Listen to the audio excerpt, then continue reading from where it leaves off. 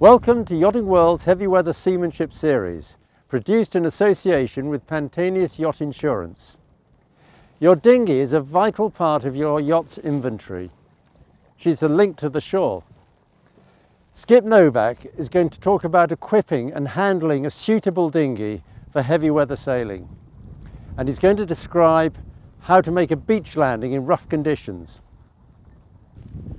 Your dinghy is your all-important connection to the shore to see these amazing places in remote areas around the world. Very important. There's various different theories on what type of dinghy. You've got the hard dinghies, which a lot of people like because you can row them against a wind by yourself. Other people like rigid inflatables. Both those cases imply that they've got to be stowed on deck. You can't actually get them down below, obviously. We prefer a dinghy that's fully deflatable. Break the whole thing down, it goes down below. And in this case, we've got two of these things. You got to have two of everything, of course, down here. We've got two Bombard 3.8 meters Bombard C3s. Equally important are the contents of the dinghy. What do you actually carry for every trip ashore in these remote areas? We've got oars, a couple paddles here. We've got a bag with an anchor and a line and also a pump in case you have a deflation problem.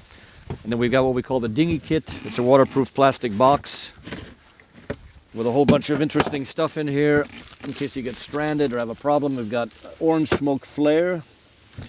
We've got repair kit, pieces of rubber and glue.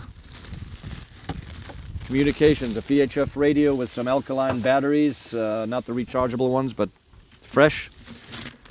Spark plug here, spare spark plug, and tool kit to pull the plugs and a few tools.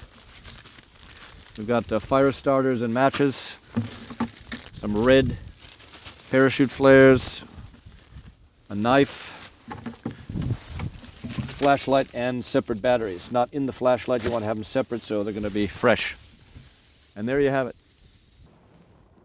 Okay, we're going to hoist this thing up and get it over the side now. Very important to have the bow line attached to the boat.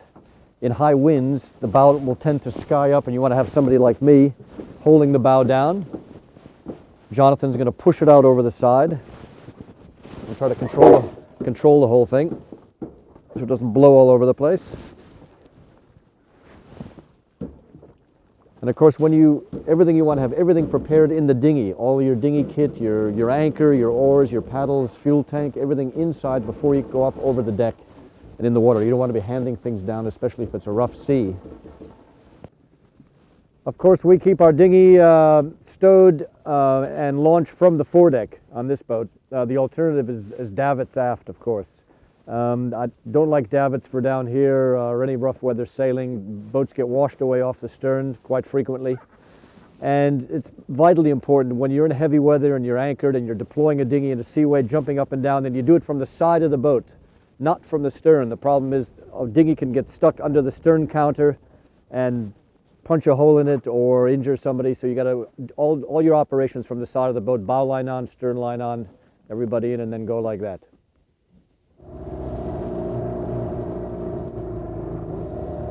And we're just going to land here now on a remote beach. I'm wearing waders. A lot of these beach landings are rocky. You bottom out with the engine, so you've got to possibly jump ashore, so waders are really useful. And if it's really severe conditions, you want to put on a one-piece survival suit and just jump in and pull the dinghy up like that. That's the safest way to go.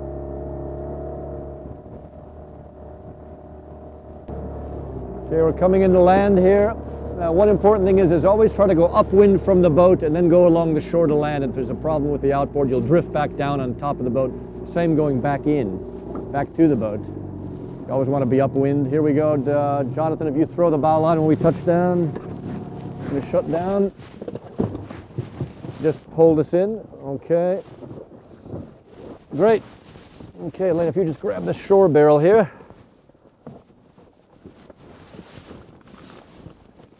Now the shore barrel is an interesting bit of kit.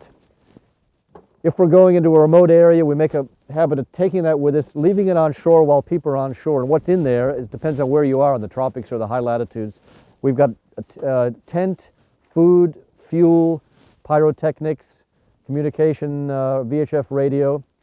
In case there's a stranding situation, like the dinghy can't get back to the boat, or the boat has to go off station at anchor, come back in, there's a weather problem, etc. You want to be able to have shelter, food, and hot food. Very fundamental in places like Antarctica and Tierra del Fuego.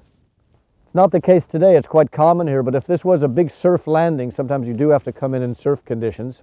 You'd want to turn the boat around, bow out, because if you went stern out, you'd be flooding the boat, be full of water.